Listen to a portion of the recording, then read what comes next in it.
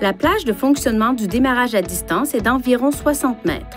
Pour que le démarrage à distance puisse fonctionner, la boîte de vitesse doit être engagée à la position de stationnement, le contacteur d'allumage doit être sur « off » et toutes les portières doivent être fermées et verrouillées. Certaines lois locales ou provinciales pourraient limiter ou interdire l'utilisation d'un démarreur à distance, ou encore exiger que le véhicule soit visible par la personne utilisant le démarrage à distance. Consultez la réglementation locale. Pour démarrer le véhicule à distance, appuyez sur le bouton de verrouillage de la télécommande. Dans les 5 secondes qui suivent, appuyez sur le bouton « Démarrage du moteur » et maintenez-le enfoncé pendant au moins 2 secondes.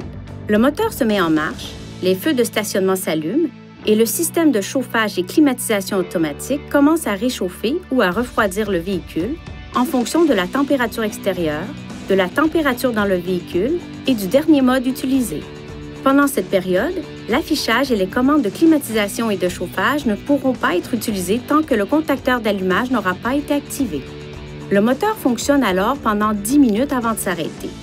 Pour prolonger de 10 minutes la période de fonctionnement du moteur, appuyez sur le bouton de verrouillage de la télécommande, puis appuyez sur le bouton « Démarrage du moteur » et maintenez-le enfoncé pendant au moins 2 secondes.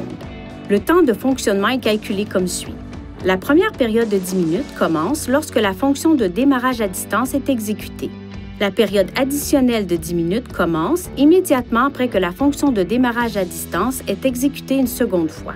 Par exemple, si le moteur fonctionne depuis 5 minutes et que vous prolongez la période du démarrage à distance, le moteur fonctionnera pendant une durée totale de 15 minutes.